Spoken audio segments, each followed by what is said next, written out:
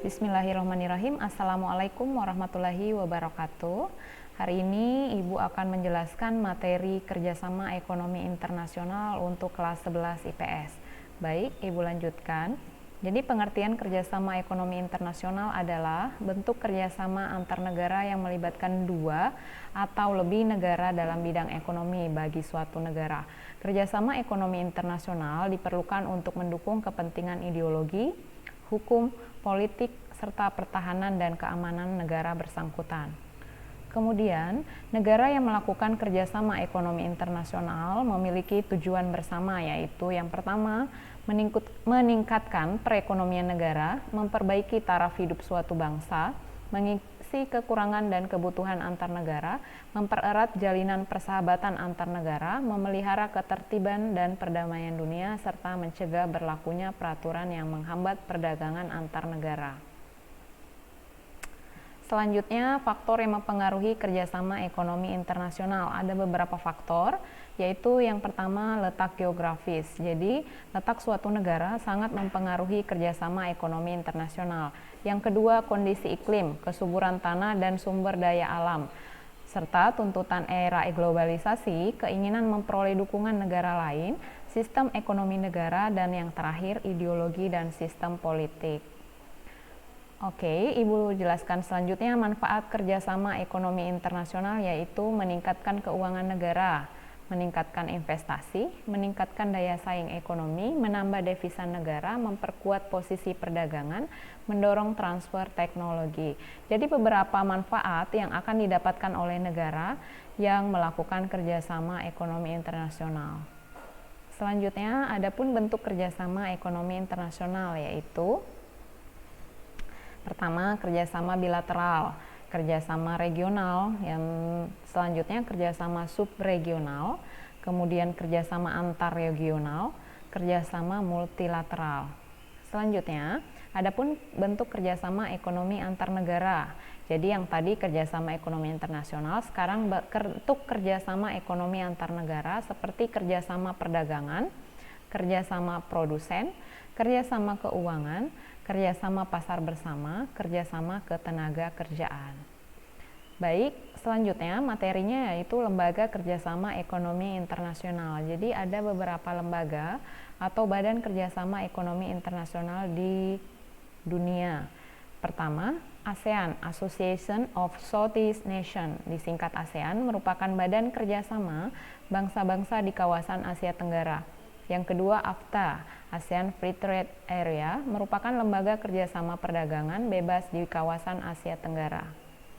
Selanjutnya, MEA atau Masyarakat Ekonomi ASEAN dibentuk guna mewujudkan integrasi ekonomi negara-negara anggota ASEAN yang aman dan dinamika pembangunan lebih tinggi dan terintegrasi.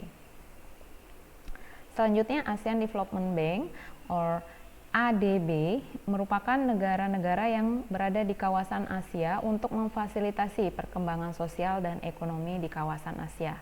Selanjutnya adalah APEC atau ASEAN Pacific Economic Cooperation, merupakan forum kerjasama negara-negara di kawasan Asia Pasifik. Yang kemudian bentuk kerjasama yang lain adalah South Association for Regional Cooperation atau SAARC, merupakan forum kerjasama negara-negara di kawasan Asia Selatan yang bertujuan untuk mendorong pertumbuhan ekonomi di kawasan Asia Selatan. Lalu Uni Eropa merupakan lembaga kerjasama ekonomi dan sosial negara-negara di Eropa dengan tujuan menghilangkan hambatan perdagangan, memajukan kehidupan ekonomi dan sosial masyarakat Eropa, memobilisasi potensi ekonomi, menyatukan perekonomian ke wilayah pemasaran, beserta meningkatkan daya saing negara-negara anggota Uni Eropa. Anak-anak Ibu, selanjutnya lembaga atau badan kerjasama ekonomi internasional. Ada Bank Dunia atau World Bank, IBRD atau International Bank for Reconstruction and Development berperan membantu perbaikan dan pembangunan negara-negara anggota melalui penanaman modal produktif. Yang kedua, IDA atau International Development Association menyelesaikan masalah pembangunan dan kemajuan negara-negara berkembang. Yang ketiga, IFC, International Finance Corporation, secara khusus memberikan bantuan dana kepada sektor swasta di negara berkembang. Yang keempat, MIGA atau MIGA, Multilateral Investment Guarantee Agency, menjamin dan mempromosikan penanaman modal langsung bagi negara-negara berkembang. Yang kelima, ICSID atau ICSID, International Center for Settlement of Investment Disputes, bertugas menyelesaikan perselisihan investasi atau penanaman modal antara pemerintah dan negara asing.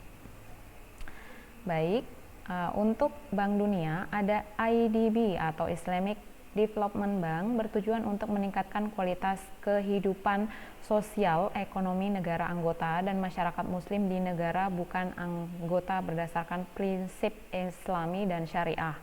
Yang ketiga, UNIDO, dibentuk Badan Dunia yang menangani masalah pembangunan industri di negara berkembang.